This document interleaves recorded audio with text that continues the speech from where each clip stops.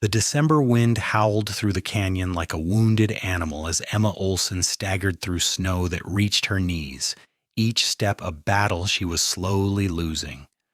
Her threadbare dress offered no protection against the bitter cold that had descended upon northern New Mexico 3 days prior, and her empty stomach had stopped growling hours ago, replaced by a hollow ache that made her dizzy. She had been walking for 2 days without food, fleeing from a stagecoach station where the owner had refused to pay her the wages he owed, and now the world tilted sideways as her legs gave out beneath her, sending her face first into a drift of pristine white snow that would become her grave if someone did not find her soon. Isaac Fletcher spotted the dark shape against the snow from nearly 100 yards away as he rode his sorrel mare back toward his ranch, the saddlebags heavy with supplies from Glen Rio. At first he thought it might be a downed calf or perhaps a deer, but as he drew closer his heart lurched when he recognized the outline of a human body half buried in the snow. He spurred his horse forward, dismounting before the mare had fully stopped, his boots sinking deep as he rushed to the motionless figure. When he turned her over, brushing the snow from her face, he found himself looking at a young woman whose lips had turned blue and whose skin felt like ice beneath his gloved hands. "Madam, can you hear me?" he called, gently patting her cheek, but she did not respond. Her breathing was so shallow he had to lean close to confirm she was still alive. Without wasting another moment, Isaac scooped her into his arms, startled by how light she felt, as though she were made of nothing but bones and frozen fabric. He managed to get her onto his horse, holding her against his chest as he mounted behind her, then urged the mare into a swift trot toward his ranch house that lay 2 miles to the west. The ride felt eternal as he held the unconscious woman against him, trying to share what little body heat he could through their layers of clothing. He was 26 years old and had been running his ranch alone since his father died the previous spring, and in all that time he had never felt fear quite like this. The desperate urgency of knowing that another person's life depended entirely on his actions in the next few hours. The ranch house finally came into view, a sturdy log structure his grandfather had built in 1858, and Isaac pulled his horse right up to the front porch before dismounting with the woman still in his arms. Inside, he kicked the door shut behind him and carried her straight to his bedroom, the only room in the house with a fireplace. He laid her on his bed and immediately set about building up the fire, adding log after log until the flames roared and heat began to fill the space. Then he turned his attention back to the woman, knowing he needed to get her out of the wet, frozen clothing before the cold killed her. His hands shook slightly as he unlaced her worn boots and pulled them off, revealing stockings with holes and feet that looked frighteningly pale. He worked quickly but carefully, removing the wet dress and petticoats, trying to maintain her modesty as best he could while prioritizing her survival. Once he had her dressed in one of his own flannel shirts and wrapped in every blanket he owned, Isaac sat on the edge of the bed and rubbed her hands between his, trying to restore circulation. Her face was delicate. He noticed now that the immediate panic had subsided slightly, with high cheekbones and dark lashes that lay against her pale cheeks. She looked young, perhaps 22 or 23, and he found himself wondering what circumstances had led her to be walking alone through a blizzard without proper clothing or supplies. After nearly an hour of warming her by the fire and rubbing her extremities, the woman finally stirred. Her eyelids fluttered, and Isaac leaned forward, relief flooding through him. "That is it. Come on back," he said softly. Her eyes opened slowly, revealing irises the color of spring grass, confused and unfocused at first, then widening with alarm as she realized she was in a strange place with a strange man. "Where am I?" she whispered, her voice hoarse and weak. She tried to sit up, but her body would not cooperate, and she fell back against the pillows with a small gasp. "You are safe," Isaac assured her quickly, holding up his hands to show he meant no harm. "I am Isaac Fletcher. I found you collapsed in the snow about 3 miles from here. I brought you to my ranch to keep you from freezing. Do you remember what happened?" Emma's mind felt foggy, but memories slowly filtered back. The argument with the station master, her decision to walk to the next town, the cold that had seeped into her bones, and then nothing. I was walking, she said slowly. I needed to get to the next town. I needed work. In this weather? Isaac could not keep the disbelief from his voice. Madam, there has been a blizzard for 3 days. You are lucky to be alive. I had no choice, she said, and despite her weakness, he heard steel in her voice. I needed to leave. Isaac wanted to ask more questions, but he could see how exhausted she was, how her eyes kept trying to close even as she fought to stay conscious. Rest now, he said gently. We can talk later, but first, when did you last eat? Emma tried to remember. 2 days ago, I think, maybe 3. There was bread at the station. Isaac's jaw tightened with anger at whoever had let this woman walk away in such a state, but he kept his voice calm. I am going to make you some broth. You need to get something in your stomach, but we have to start slow or it will make you sick. He left her by the warm fire and went to the kitchen, where he put a pot on the stove and began making a simple beef broth using bones he had been saving. While it simmered, he heated water for coffee and cut thin slices from a loaf of bread he had baked 2 days before.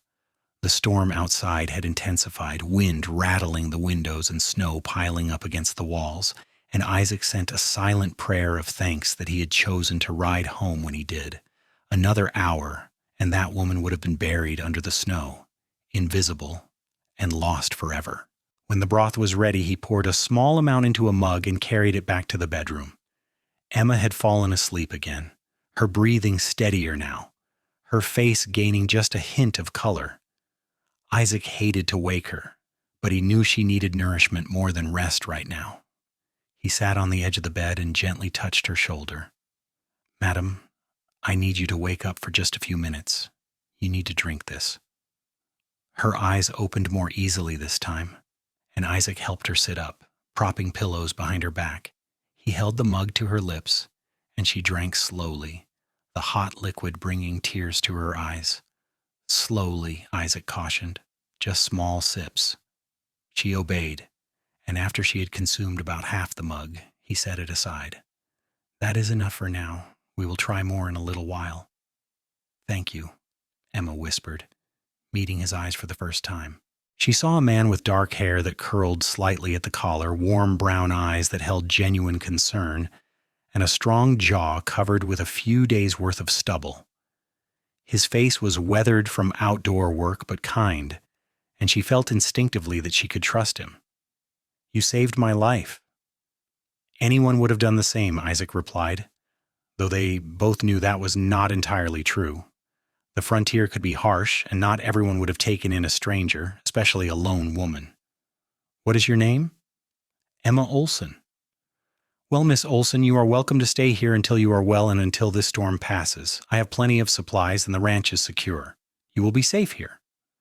Emma wanted to argue, to say she could not impose, but the truth was she had nowhere else to go and no strength to go there even if she did. I do not want to be a burden, she said softly. You are not, Isaac assured her. Now rest. I will check on you in a little while with more broth.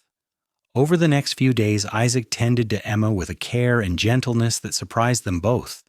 He brought her broth every few hours, gradually increasing the amount and adding small pieces of soft bread. He kept the fire burning constantly, ensuring the room stayed warm, and he changed her blankets when she sweated through them as her body fought off the effects of the cold and starvation. He set up a sleeping area for himself in the main room, giving her privacy in his bedroom, and he never once made her feel uncomfortable or afraid. Emma slowly grew stronger. By the second day, she could sit up on her own and hold the mug of broth without his assistance. By the third day, she insisted on getting out of bed, though her legs shook when she stood, and Isaac had to steady her with a hand on her elbow. Easy now, he cautioned. You went through a lot. Your body needs time to heal. I feel like I've been lying down for a year, Emma said, though she appreciated his steadying presence as she took tentative steps around the room. I am not used to being idle. What kind of work do you do? Isaac asked, helping her to a chair by the fireplace. Emma settled into the chair. pulling a blanket around her shoulders. Whatever I can find. I have worked as a cook, a laundress, a seamstress. I was working at the stage station outside of Clayton, cooking for passengers and cleaning. The owner promised me wages, but when I asked for payment after 2 months, he said he owed me nothing. That room and board was my payment. Her voice grew bitter. I could not stay there without wages. I needed to move on, find real work. So you left in the middle of a blizzard? Isaac could not help the note of incredulity. I did not realize how bad it would be, Emma admitted. The station master said it was only 10 miles to Glen Rio. I thought I could walk it in a few hours, but the snow got deeper and I got turned around, and then I just got so tired and cold. She looked down at her hands. I should have been more careful. I was foolish. You were desperate, Isaac corrected gently. That man should never have let you leave in those conditions, wages or not. He is lucky I do not know his name, or I would ride back there and have words with him. Emma looked up at him, seeing the genuine anger on her behalf in his eyes, and felt something warm unfurl in her chest. You do not even know me. Why do you care so much? Isaac was quiet for a moment, considering the question. My mother died when I was 12, he said finally. She got caught in a spring flood, and no one helped her. People saw her struggling, but they were afraid for their own safety, and by the time someone finally went in after her, it was too late. I made a promise that day that I would never let someone die if I had the power to help them. So when I saw you in the snow, there was never any question about what I would do. Emma felt tears prick her eyes, moved by his words and the pain she heard beneath them. I am sorry about your mother. It was a long time ago, Isaac said, though she could tell the wound still ached. But it taught me what matters. People matter. Helping matters. The rest is just noise. The storm continued to rage outside, and Emma found herself grateful for its persistence because it meant she could stay in this warm house with this kind man a little longer. She had been on her own for 3 years, ever since her parents died of influenza in Kansas, and she had forgotten what it felt like to have someone care whether she lived or died. Isaac's simple acts of kindness, bringing her food, tending the fire, asking how she felt, touched something deep inside her that she had thought had frozen over completely. By the 4th day, Emma was strong enough to venture into the main part of the house. Isaac helped her to the kitchen, where she sat at the sturdy wooden table while he prepared breakfast. She watched him work, noting the easy competence with which he moved around the space, cracking eggs into a skillet, slicing bacon, brewing coffee. You cook well for a rancher, she observed. Isaac glanced over his shoulder with a slight smile. When you live alone, you learn quickly, or you starve. I am no fancy chef, but I can make the basics without poisoning myself. How long have you been alone here? Emma asked. My father died last April. He caught pneumonia, and it took him fast. Before that, it was the 2 of us running the ranch together since my mother passed. Isaac plated the eggs and bacon and brought them to the table, setting one plate in front of Emma and keeping one for himself. I have 100 head of cattle, some horses, chickens. It is a lot for one person, but I manage. Emma took a bite of the eggs, savoring the rich flavor. It was the first solid food she had eaten in days, and it tasted like heaven. Do you have any other family? A sister in Santa Fe. She's married with 3 children. I see her once or twice a year. Isaac poured coffee for both of them. What about you? Any family? Emma shook her head. My parents are both gone. I have an aunt in California, but we lost touch years ago. I've been on my own for a while now. They ate in comfortable silence for a few minutes, and Isaac found himself studying Emma when he thought she was not looking. She was beautiful, he realized, though her beauty was the kind that grew on you rather than striking you immediately. Her features were delicate but strong, and there was a resilience in her eyes that spoke of hardship overcome. Her dark blonde hair, which had been matted and tangled when he found her, now fell in soft waves around her shoulders, and he found himself wondering what it would feel like to run his fingers through it. He caught himself and looked away, startled by the direction of his thoughts. Emma was a guest, someone under his protection, and he had no right to think of her that way. But the thought, once planted, was hard to shake. For her part, Emma was having similar thoughts, though she tried to suppress them just as firmly. Isaac was handsome in a rugged, straightforward way that appealed to her. More than that, he was kind and gentle, treating her with a respect she had rarely experienced from men. Most men saw a woman alone as either prey or a commodity, but Isaac saw her as a person, and that made all the difference. The storm finally broke on the 5th day, leaving the world outside blanketed in nearly 2 feet of snow that sparkled like diamonds under the weak winter sun. Isaac bundled up and went out to tend to his animals, digging paths to the barn and the chicken coop, breaking ice in water troughs, and ensuring everyone had food.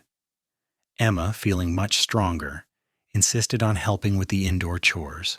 She swept the floors, washed the dishes, and tidied the house, grateful to have something to do with her hands. When Isaac came back inside, stamping snow from his boots, he found the house transformed. Everything was clean and organized, and something savory simmered on the stove, filling the air with a delicious aroma. Emma stood at the counter, her back to him, humming softly as she worked. "What is all this, Shn?" he asked, surprised. Emma turned, a slight flush on her cheeks. "I hope you do not mind. I found some potatoes and carrots and a bit of beef, so I made a stew. And I baked bread. You have been taking such good care of me, and I wanted to do something in return." Isaac crossed to the stove and lifted the lid on the pot, breathing in deeply. "This smells incredible. You did not have to do this." "I wanted to," Emma said. "Besides, I'm not used to sitting idle. It felt good to be useful again." They ate dinner together that evening, and the food was indeed incredible, better than anything Isaac had made for himself in months. They talked as they ate, sharing stories about their lives, their hopes, their losses. Emma told him about growing up in Kansas, about her father's small farm and her mother's flower garden, about the devastation of losing them both within a week of each other. Isaac told her about learning to be a rancher from his father, about the challenges of making a living from the land, about his dreams of expanding the herd and maybe someday having a family of his own. "Why have you never married?" Emma asked, then immediately blushed. "I am sorry, that was too forward." "No, it is all right," Isaac assured her. "The honest answer is that I never found the right woman. There are not many single women out here, and the ones who are available are usually looking for something I cannot provide. They want a man with more money, or they want to live in a city, or they just do not want the hard life of a ranch wife. And I have never been good at pretending to be something I am not." Emma nodded, understanding. "I think honesty is more important than money or cities anyway. A person you can trust is rare." "That is the truth," Isaac agreed, meeting her eyes across the table. The moment stretched between them, charged with something neither of them was quite ready to name. The days began to blur together in the best possible way. Emma continued to recover, gaining weight and color, and she and Isaac fell into an easy routine. He would tend to the outdoor work while she managed the house, and in the evenings they would sit by the fire, talking or reading, or sometimes just enjoying the comfortable silence. Emma discovered that Isaac had a small collection of books, and she devoured them hungrily, realizing how much she had missed reading during her years of constant work and travel. Isaac, in turn, found himself looking forward to the end of each day, when he could come inside to a warm house and Emma's smile. 2 weeks after he had found her in the snow, Isaac rode into Glen Rio to pick up mail and a few supplies. While he was at the general store, the proprietor, a friendly man named Tom Wilson, gave him a knowing look. "Heard you have a house guest, Isaac." Isaac should have known word would spread. In a small town like Glen Rio, everyone knew everyone else's business. "I found a woman who had collapsed in the snow. I brought her to the ranch until she recovered." "Mighty charitable of you," Tom said, though his tone suggested he thought there might be more to the story. "She staying long?" "Until she is ready to move on," Isaac said evenly, not rising to the bait. He finished his purchases and left, but the conversation nagged at him during the ride home. People would talk, and that could damage Emma's reputation. The thought bothered him more than he wanted to admit. When he got back to the ranch, he found Emma in the kitchen, kneading dough for bread. She looked up when he entered, flour dusting her cheek, and smiled. "How was town?" "Fine," Isaac said, setting down the supplies. Then, because he was not good at hiding things, he added, "Tom Wilson mentioned that people are talking about you being here." Emma's smile faded. "I see. Do you want me to leave?" "No," Isaac said quickly, more vehemently than he intended. "That is not what I meant at all. I just wanted you to know in case it concerns you." Emma went back to kneading the dough, her movements more forceful than necessary. "People have always talked about me, Isaac. A woman alone is always suspect. I have learned to live with it." "You should not have to," Isaac said. He crossed to where she stood and gently turned her to face him. "Emma, I want you to know that you are welcome here for as long as you want to stay. Not because I feel obligated, but because I want you here. These past 2 weeks have been the happiest I've been since my father died. This house feels like a home again instead of just a place I sleep." Emma looked up at him, her heart pounding. "Isaac, I feel the same way, but I cannot stay here forever without people assuming things, and I do not want to damage your reputation." "Then marry me," Isaac said, the words tumbling out before he could stop them. He looked as surprised as Emma by what he had said, but as soon as the words were out, he realized he meant them completely. "I know it is fast, and I know we have not known each other long, but I have never felt this way about anyone. You are smart and strong and kind, and I wake up every morning grateful that I found you in that snow. I want to build a life with you, if you will have me." Emma stared at him, her mind reeling. Part of her wanted to say yes immediately, to throw her arms around him and accept without hesitation. But another part, the part that had been hurt and disappointed too many times, held her back. "Isaac, you saved my life. I do not want you to feel obligated to marry me just because of that." "This is not about obligation," Isaac said firmly. He took her flour-dusted hands in his. "Emma, I am asking you to marry me because I am falling in love with you. Maybe I have been since the moment I saw your face in the snow.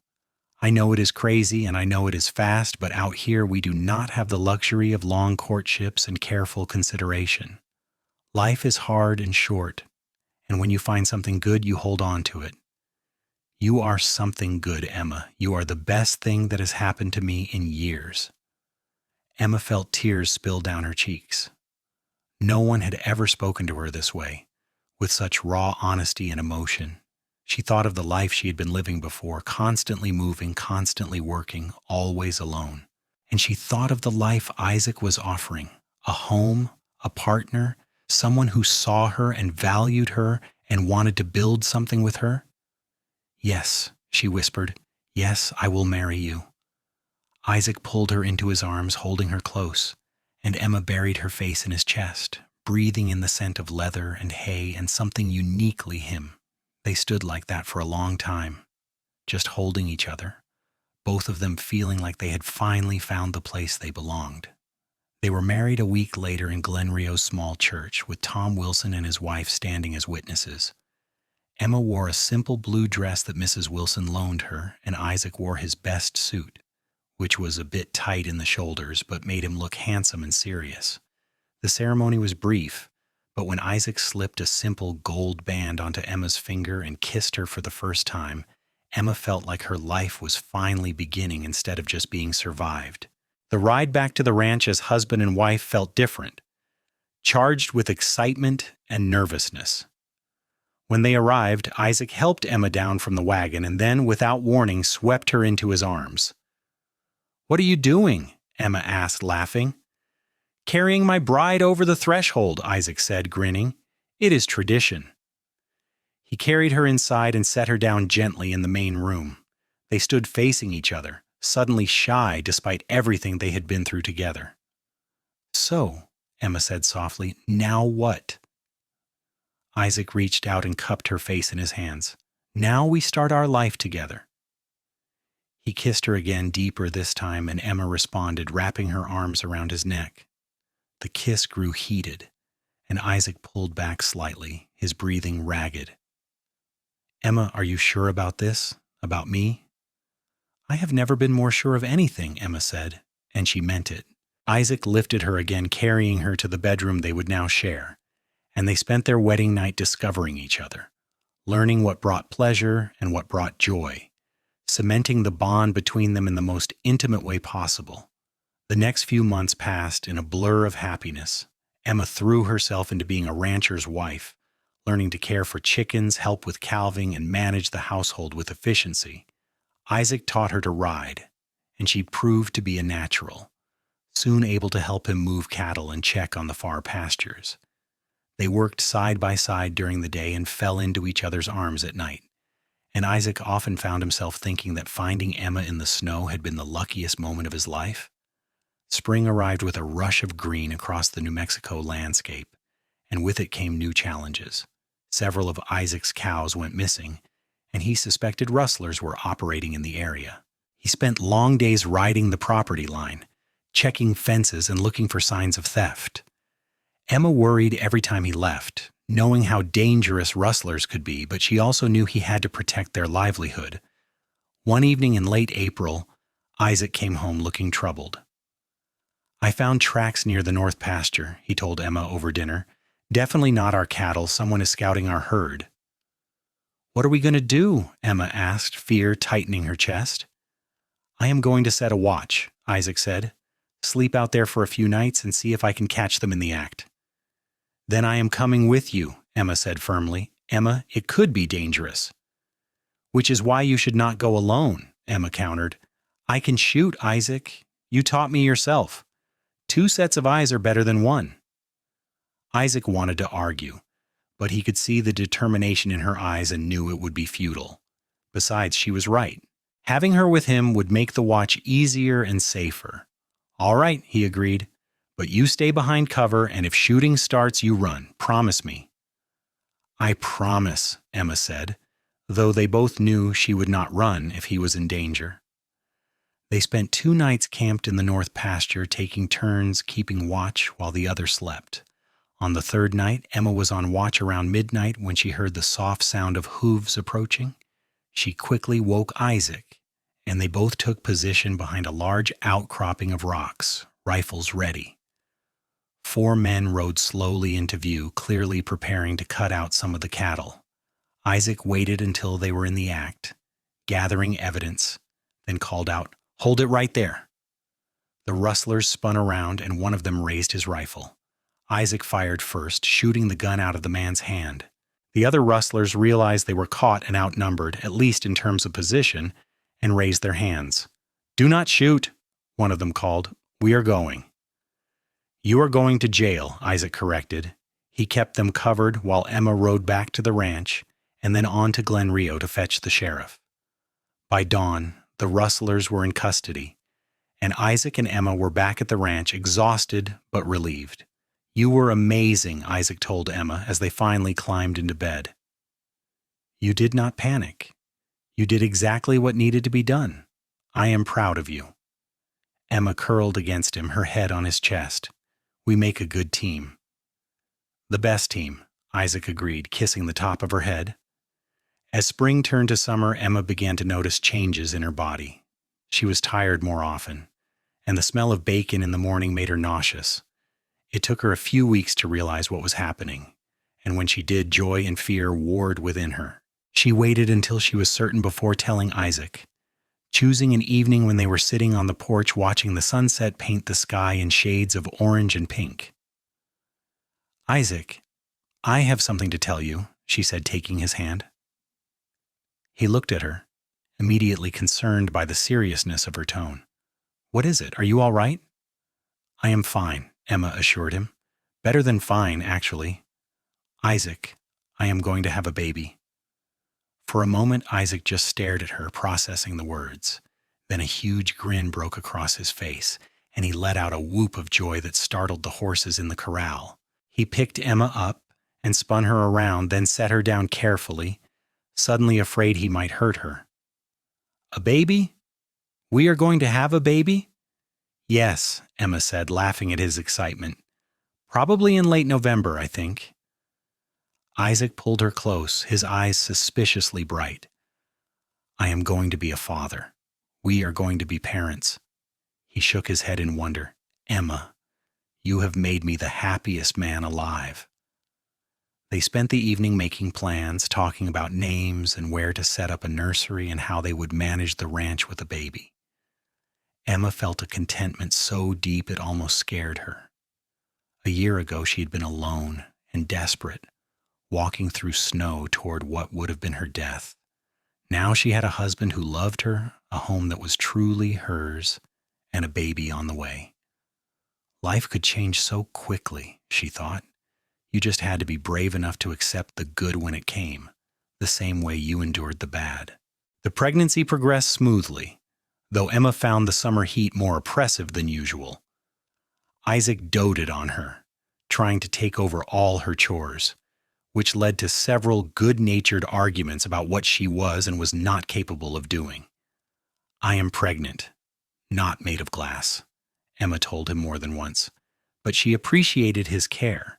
The way he brought her water without being asked, the way he rubbed her feet in the evening when they ached, the way he talked to her growing belly and sang silly songs to the baby inside. In early November, Isaac rode to Santa Fe to fetch his sister Iris Franklin, who had experience with childbirth and had agreed to come help when Emma's time arrived. Iris was a practical woman with her mother's sharp eyes and her father's solid dependability, and she took to Emma immediately. "My brother has good taste," she told Emma approvingly. "You are exactly the kind of strong woman this family needs." Emma went into labor on a cold night in late November, almost exactly 1 year after Isaac had found her in the snow. The labor was long and difficult, lasting nearly 16 hours, and there were moments when Isaac, pacing in the main room while Iris tended to Emma, thought he might lose his mind from worry and helplessness. But finally, just as dawn was breaking, he heard the thin, angry cry of a newborn baby, and Iris appeared in the doorway with a smile. "You have a son, Isaac, a healthy, strong son, and Emma is fine, tired, but fine." Isaac rushed into the bedroom and found Emma propped up against pillows, her hair damp with sweat, her face exhausted but radiant. In her arms was a tiny bundle wrapped in a soft blanket, and when Isaac looked down at his son's small, scrunched-up face, he felt his heart expand in a way he had not known was possible. "He is perfect," he whispered. "He is," Emma agreed. She looked up at Isaac with tears in her eyes. "Do you want to hold him?" Isaac took the baby with trembling hands, amazed by how light and fragile he felt.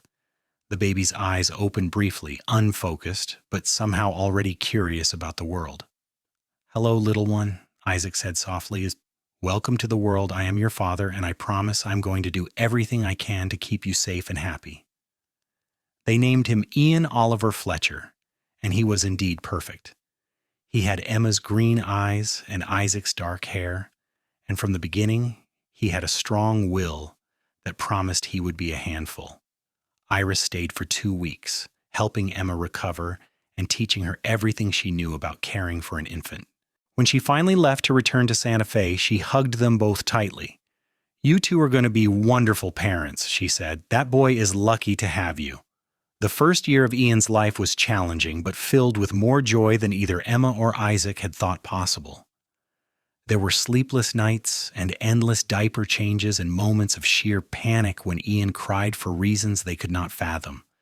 But there were also first smiles and first laughs and the incredible feeling of watching this tiny person discover the world around him.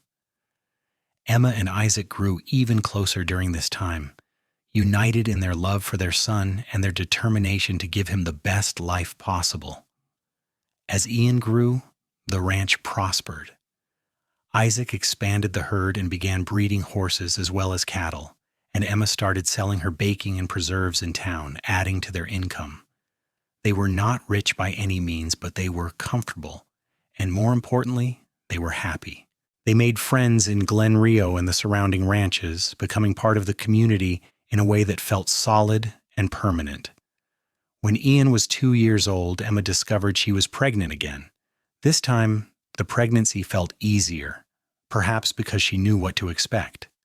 In the spring of 1881, she gave birth to a daughter they named Eleanor Rose Fletcher. Eleanor was smaller than Ian had been, with blonde hair like Emma's, and a sweet, quiet disposition that was completely different from her boisterous brother. With two children, life became even more hectic, but Emma and Isaac adapted, dividing responsibilities and supporting each other through the challenges. Ian was fascinated by his little sister always wanting to help take care of her, though his help sometimes created more work than it saved. Emma often found herself laughing at the chaos, thinking about how different her life was from what she had imagined during those dark days before Isaac had found her. The years passed in the way years do when you are busy and happy. Ian grew into a sturdy, adventurous boy who loved helping his father with the ranch work. Eleanor was quieter but equally determined, with a gift for gentling the most skittish horses. In 1884, Emma gave birth to their third child, a son they named Isaac Jr., though everyone called him Junior to avoid confusion.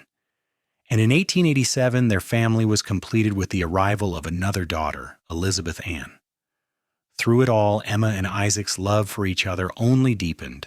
They had the inevitable arguments that came with running a ranch and raising 4 children, but they never went to bed angry, always talking through their differences and remembering what mattered most. On winter evenings when the children were in bed, they would sometimes sit by the fire and talk about the early days, about how Isaac had found Emma in the snow, and how neither of them could have imagined then where that moment would lead. "Do you ever regret it?" Emma asked one evening in 1889, when Ian was 10 and Eleanor was 8. "Taking me in? Marrying me so quickly?" Isaac looked at her in surprise. "Regret it? Emma, you're the best thing that ever happened to me. Finding you was not luck, it was fate. We were meant to find each other, meant to build this life together." "I feel the same way," Emma said softly. "Sometimes I think about that girl walking through the snow, so lost and alone, and I can hardly believe she was me. Everything is so different now, better than I ever dreamed it could be." Isaac reached over and took her hand, intertwining their fingers. "We have built something good here, a family, a home, a life. And it all started because I happened to ride home at the right time and you happened to be strong enough to survive until I got there. And because you were kind enough to stop," Emma added. "A lot of men would have kept riding." "Then they would have been fools," Isaac said, "and they would have missed out on the best thing in the world." They sat in comfortable silence for a while, watching the fire burn low. Outside, the wind was picking up, bringing the promise of snow. But inside, the house was warm and full of life, full of the sounds of children sleeping upstairs and the quiet contentment of 2 people who had found their place in the world. As the years continued to pass, the Fletcher Ranch became known throughout the region as a prosperous and well-run operation. Ian, as he grew into his teenage years, proved to have his father's skill with cattle and horses, and he began taking on more responsibility. Eleanor discovered a love of teaching and began helping some of the younger children in Glen Rio with their letters and numbers. Junior was the wild one, always getting into scrapes and coming home with torn clothes and scraped knees, but with a smile that melted his parents' frustration. And Elizabeth, the baby, was the peacemaker, able to smooth over any argument between her siblings with her gentle words and sweet nature. Emma often thought that her children were the perfect blend of her and Isaac, each carrying pieces of both parents in their personalities and appearances. She loved watching Isaac interact with them, teaching the boys to rope and brand, showing Eleanor how to read a horse's mood, letting Elizabeth help in the garden. He was patient and firm, loving but not indulgent, exactly the kind of father she had hoped he would be. In 1892, when Ian was 13, he asked his parents about how they had met. They were all sitting around the dinner table, and Ian had been unusually quiet, clearly thinking about something. "Pa, Ma," he said finally, "you have never really told us how you 2 met. I know you found Ma somewhere, but where? How?" Emma and Isaac exchanged a glance. They had not hidden the story from the children, but they had not explicitly told it either. Emma nodded slightly, giving Isaac permission to share. Isaac set down his fork and looked at his children's curious faces. "Your mother and I met in the winter of 1878, he began. "It was during one of the worst blizzards I had ever seen. I was riding home from town when I spotted something in the snow. At first I thought it was an animal, but when I got closer I realized it was a person. It was your mother." "You found Ma in the snow?" Eleanor asked, her eyes wide. "Was she hurt?" "She was half frozen and starving," Isaac said. "She had been walking for days without food, trying to get to the next town for work. I brought her back here to the ranch and took care of her until she was well again." "And then you fell in love," Elizabeth said dreamily. "She was only 5 and had a romantic view of the world. And then we fell in love," Emma confirmed, smiling at her youngest. "Your father saved my life, and in doing so, he gave me everything I have now. This home, this family, all of you. None of it would exist if he had not been kind enough to stop and help someone in need." "That is why we always help people who need it," Isaac told his children seriously, "because we never know how one act of kindness might change everything. Your mother was a stranger to me that day, but now she is my whole world. You never know who might become important to you, so you treat everyone with respect and kindness." Ian nodded slowly, absorbing the lesson. "I want to be like you, Pa. I want to be the kind of man who helps people." "Then you will be," Sir Isaac said, reaching over to ruffle his son's hair. "You have a good heart, Ian. All of you do. Your mother and I are proud of the people you are becoming." Emma felt tears prick her eyes, moved by the moment. She looked around the table at her family, at the children she and Isaac had created together, at the life they had built from nothing but determination and love. It was more than she had ever dreamed possible during those dark days when she had been alone and desperate. As the children grew older and more independent, Emma and Isaac found they had more time for each other again. They took rides together across the ranch land, sometimes packing a lunch and spending the whole day away from the house, rediscovering the easy companionship that had first drawn them together. They talked about everything and nothing, sharing their hopes for the children's futures, their plans for the ranch, their memories of the past. One autumn day in 1895, they rode to a high point on their property that overlooked the entire valley. The aspens were golden and the air was crisp, and Emma felt a deep sense of peace as she sat beside Isaac, their horses grazing nearby. "Do you ever think about how different things could have been," she asked, "if you had ridden a different route that day? If I had turned back instead of pushing forward?"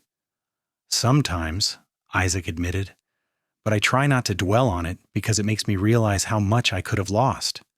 I could have lost you, and I would never have known what I was missing. That thought terrifies me even now." Emma reached over and took his hand. "But you did not lose me. You found me and we found each other. That is what matters." "You are right," Isaac said, squeezing her hand, "and I will spend the rest of my life being grateful for that December day when I decided to take the shortcut home from town." They sat in silence for a while, watching the sun track across the sky, both of them thinking about the journey that had brought them to this moment. Emma thought about the girl she had been, scared and starving and so very alone, and the woman she had become, loved and secure and surrounded by family. Isaac thought about the lonely rancher he had been, going through the motions of life without really living, and the husband and father he had become, his days filled with purpose and joy. As the years moved into the new century, the Fletcher family continued to thrive. Ian grew into a fine young man and began courting a girl from a neighboring ranch, a practical young woman named Sarah, who Emma and Isaac both liked immediately. Eleanor received a teaching certificate and began working at the school in Glen Rio, her students adoring her patience and creativity. Junior, who had never quite settled into ranch life the way Ian had, announced at 17 that he wanted to become a lawman, and after much discussion, Emma and Isaac supported his decision. Elizabeth, still young, showed talent for music and art, and Emma made sure she had opportunities to develop those skills. In 1902, Ian married Sarah, and they built a small house on the far end of the Fletcher property, planning to take over more of the ranch operations as Isaac grew older. The wedding was a joyful affair, with friends and family gathered from miles around, and Emma cried happy tears as she watched her eldest son pledge his life to the woman he loved. It reminded her of her own wedding day, of standing in the small church in Glen Rio and promising to love Isaac forever, a promise she had kept every day since. A year later, Ian and Sarah made Emma and Isaac grandparents for the first time with the birth of their son. Emma held her grandson in her arms and felt the circle of life completing itself, this tiny new person representing the future of everything she and Isaac had built. Isaac, watching his wife cradle their grandchild, felt a surge of love so powerful it almost hurt.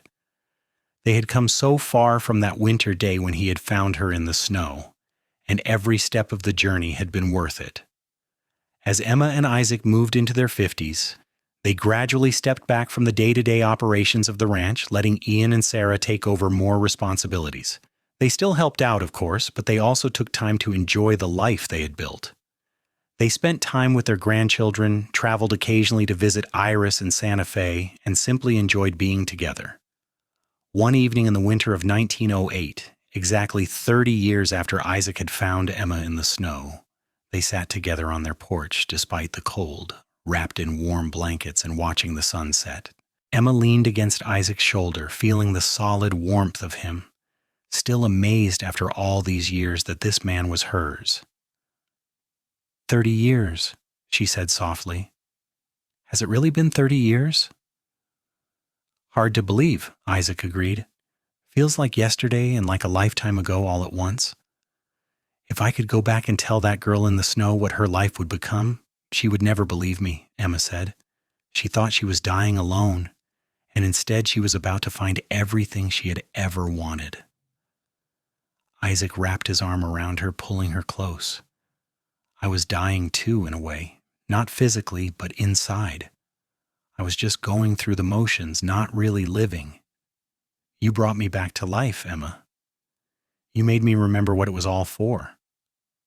We saved each other, Emma said simply. It was the truth they had both come to understand over the years. Yes, Isaac had physically rescued her from the snow, but she had rescued him too from a life of loneliness and emotional isolation. They had each given the other something precious, a second chance at life, at love, at happiness.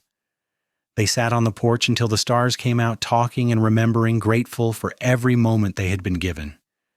Inside the house, they could hear the sounds of family. Eleanor had come for dinner and was playing the piano while Elizabeth sang along, their voices harmonizing beautifully.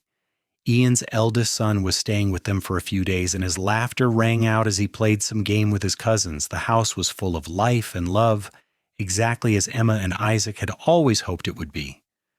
As they finally went inside, seeking warmth and the company of their family, Emma paused in the doorway and looked back at the snowy landscape stretching out before them.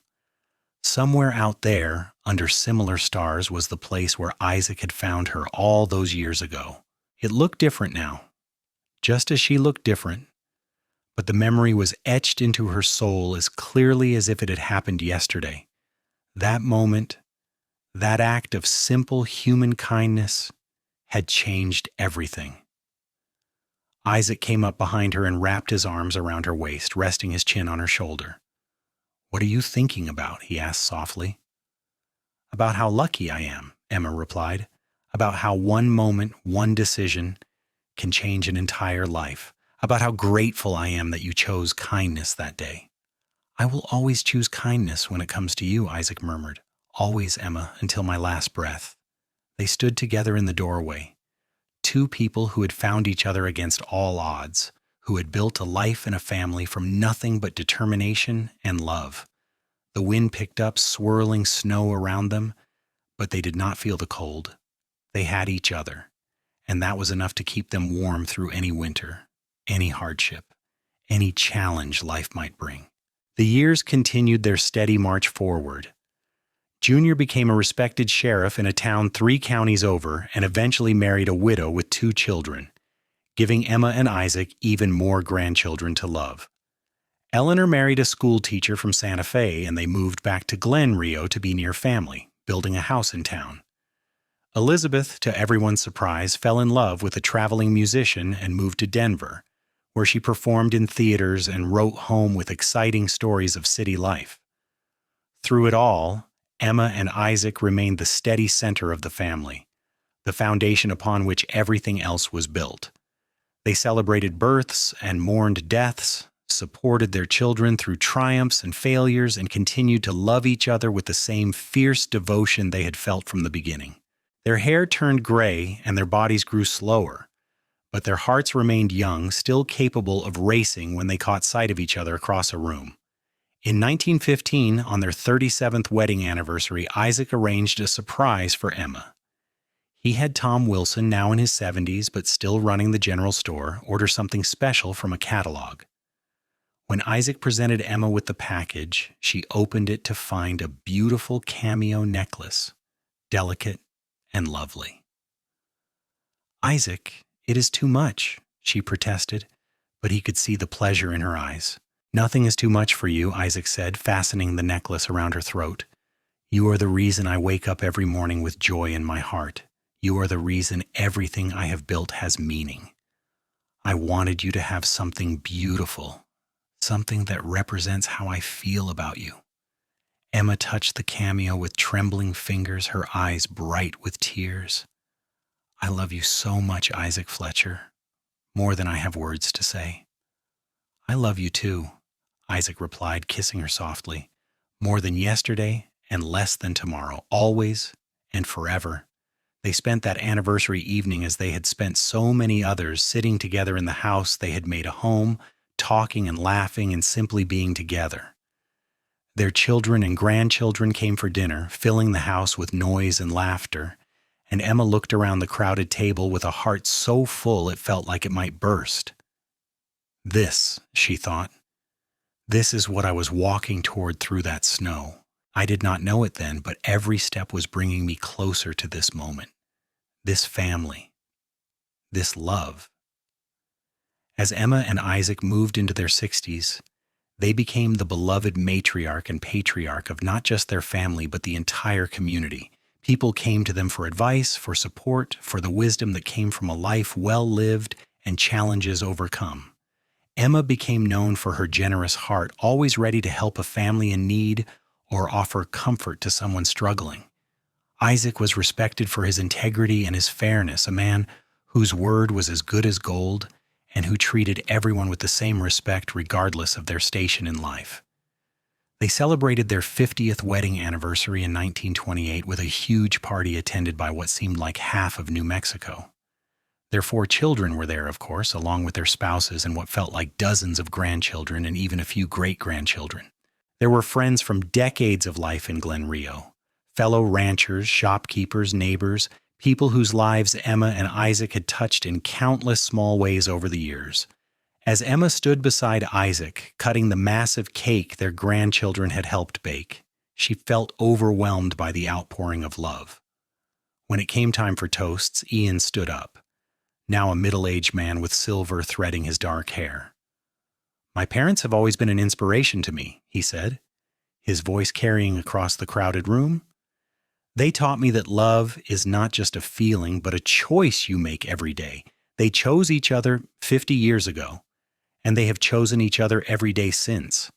They have built a legacy not just in land and cattle, but in family and community.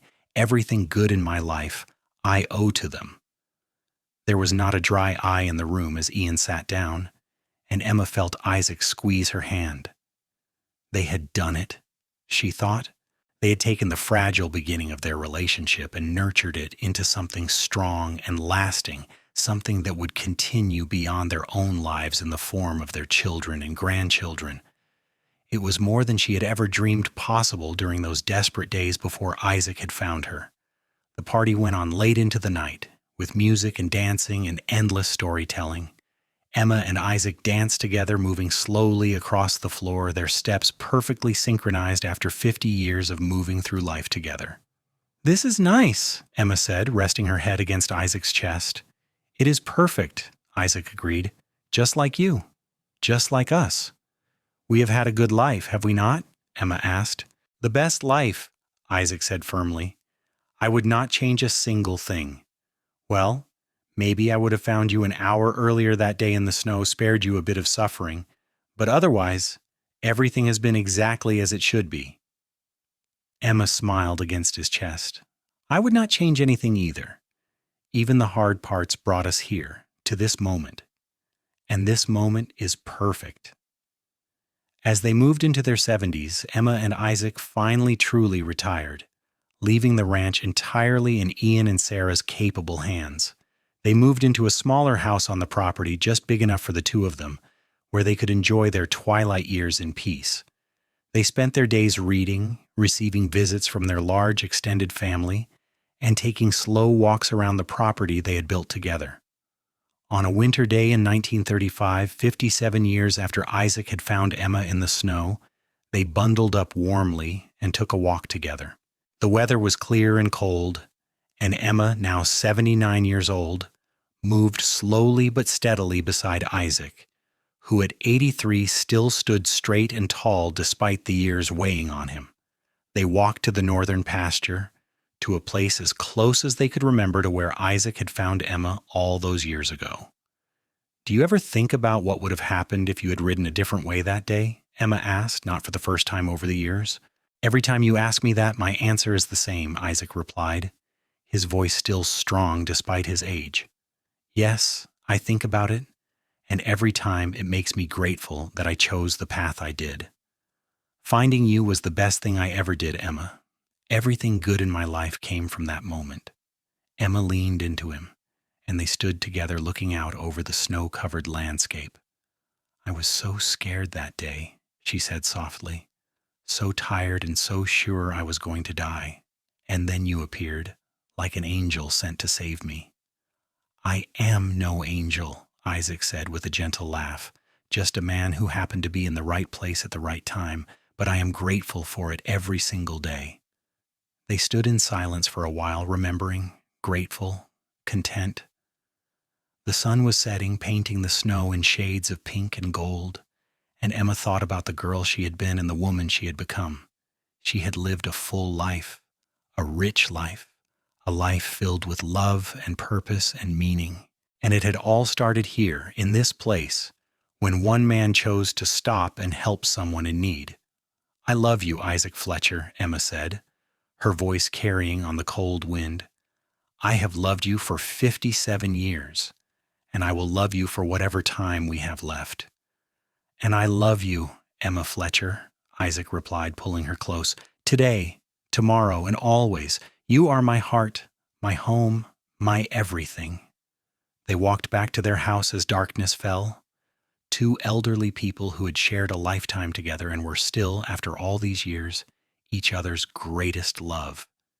Inside, the house was warm, and they settled into their favorite chairs by the fire, holding hands, watching the flames dance, grateful for every moment they had been given. Emma passed away peacefully in her sleep in the spring of 1937 at the age of 81. She had been working in her garden the day before, planting flowers, and had gone to bed with Isaac as usual, the two of them talking softly about their plans for the next day. When Isaac woke in the morning, she was gone, her expression peaceful, as though she had simply decided it was time to rest. Isaac held her for a long time, crying tears he had not shed in decades, mourning the loss of the woman who had been his partner in everything for nearly 60 years. But even in his grief, Isaac was grateful. Grateful that she had not suffered. Grateful for the life they had shared. Grateful that he had been given the privilege of loving her and being loved by her. He buried her on a hill overlooking the ranch, with a simple headstone that read, "Emma Olson Fletcher, beloved wife, mother, and friend. She brought light to all who knew her." Isaac lived for 2 more years after Emma's death, cared for by his children and grandchildren who made sure he was never alone. He spent his days telling stories about Emma, keeping her memory alive, ensuring that everyone knew how extraordinary she had been. He talked about how they met, about the life they built together, about the love that had sustained them through good times and bad. On a cold December morning in 1939, 61 years to the day after he had found Emma in the snow, Isaac Fletcher passed away quietly in his sleep. His family found him in his chair by the fire, a photograph of Emma clutched in his hands, a smile on his face as though he had seen something wonderful. They buried him next to Emma on the hill, their headstones side by side, together in death as they had been in life. The Fletcher Ranch continued to prosper under Ian and Sarah's management, and then under their children, becoming a legacy that would span generations. And always, the story was told and retold. How Isaac had found Emma in the snow, how he had saved her life, how they had fallen in love and built something beautiful together. It became a family legend, a testament to the power of kindness, the strength of love, and the profound truth that one moment, one choice, one act of compassion can change everything. Their great-great-grandchildren still live on the land today, still tell the story, still believe in the kind of love that Isaac and Emma shared. And sometimes on winter evenings when the snow falls soft and thick, they swear they can feel the presence of those two souls, still together, still in love, still grateful for the day when fate and choice and kindness converged to create something extraordinary out of what could have been a tragedy. The story of Emma and Isaac Fletcher became more than just a family legend.